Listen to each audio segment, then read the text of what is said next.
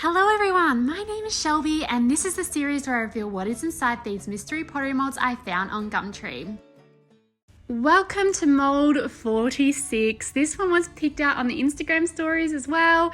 This one I think attracted a lot of people because the whole opening looks like a sort of worm snake type figure, and yes, I did spill it everywhere. Even in this video I said that was a massive fail, but it's okay, it can be cleaned up and recycled once it dries out. You can sort of just scrape it off, so it's all good.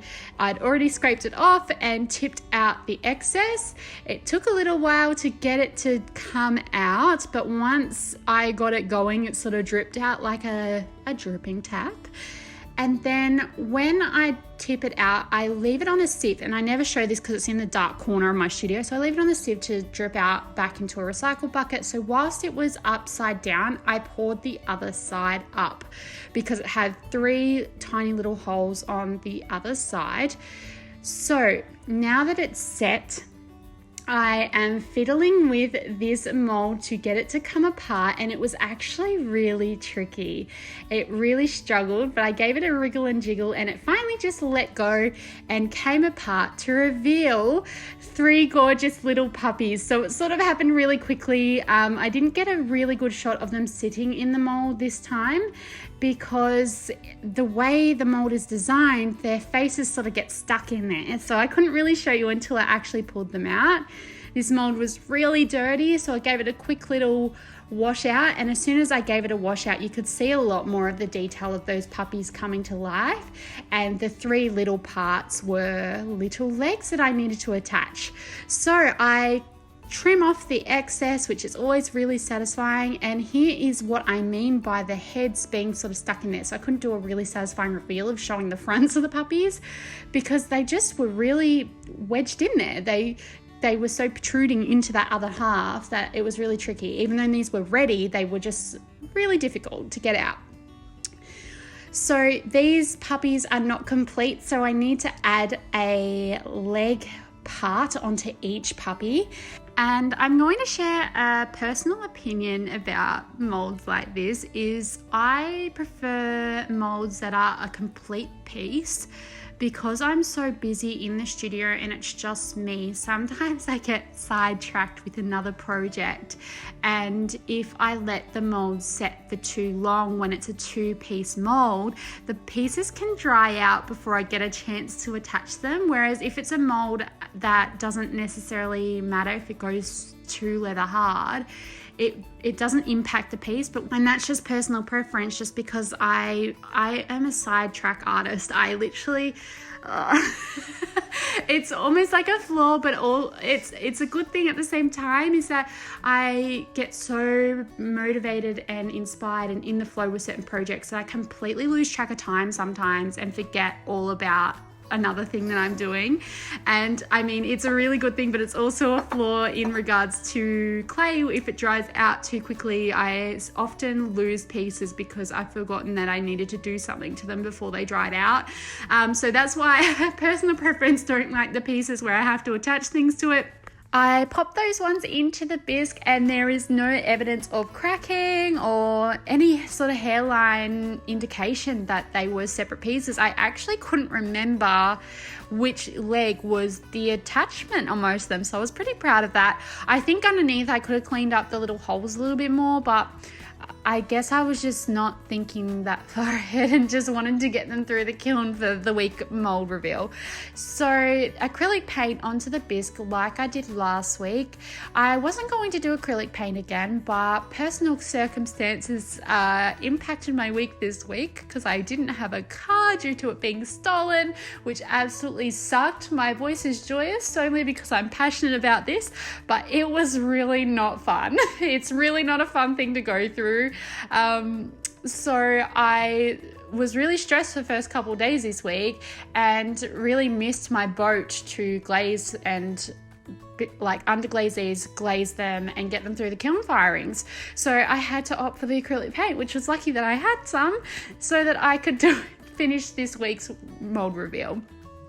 So I started off with these doggies being like I guess a little relaxing project for me, because I was having such a ick week. I didn't want to make something that I was really beautiful and that I have such a sacred space for. So I decided to paint 3 of my favorite foods, because that's just something that I guess I look forward to in the week, or I look forward to when we're about to have it, and it's something that makes me happy when things aren't the greatest. So I decided to do my 3 favorite foods. I started off by painting little pizzas on one of the doggies, and you probably saw before that I actually ended up going in and doing a colored background. So I've done one with a blue, yellow and pink background. Once I had the background done, I put on my base shape for each of my favorite food snacks, and I did this in the same color, which was fortunate because all the foods have a similar sort of bread pastry look, and that way they sort of look like a set and the color complements and is consistent through each puppy. Once that was done, I added all the sort of condiments and additions and garnishes onto the beautiful treats. And it was really a lovely project for me because it gave me an opportunity to try something that I had never done before in my art, which is food like this, and food in this style, and allowed me to try something new without being a perfectionist about it. I must say that when I was painting this week's reveal, I kept thinking, oh my gosh, I don't want to put this online.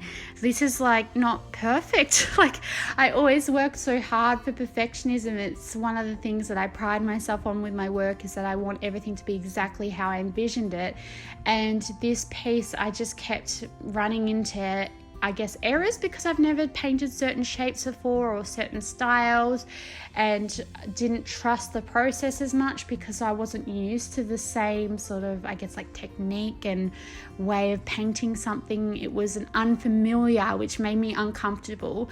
So I pushed through, and I think it really paid off in the end. I don't think I would have pushed through if I didn't know that I had I guess like a public posting deadline. I think that there's such a community around these molds now that I feel like if I didn't finish this piece, it just wouldn't have felt right, and it wouldn't have felt like I did the mold justice. So pushing through that and having accountability to you made me finish this piece, which made me end up liking the piece. So that made me really proud in the end, because I didn't trust the process, but I finished it anyway and ended up looking at it and going, this is not how I visualized it, because it was so unfamiliar and I was so uncomfortable with it. It sort of really challenged my perception of my perfectionism and what I was expecting of myself. And I just sort of allowed the piece to just come to life as it needed to come to life. And I think that that was a really interesting thing that I thought I'd already learned as an artist, but I feel like you're always learning and you're always pushing yourself in different ways. And it might seem like this is just a really simple and basic design, a pattern with lots of sprinkles, but it's just, I have been such a strength in doing florals and things that are familiar, that when you sort of shift that, it can be really challenging. So you're probably wondering, what is this bread with sprinkles on it, if you're not from Australia? And you probably might be like, what was fairy bread? You mentioned fairy bread. So this is fairy bread. I'll give a quick explainer if you've never heard of it. I'm pretty sure it's just an Australian treat, but it's pretty much a slice of bread with butter, margarine, whatever your preference is, and then you cover that butter with sprinkles, and it is so yum.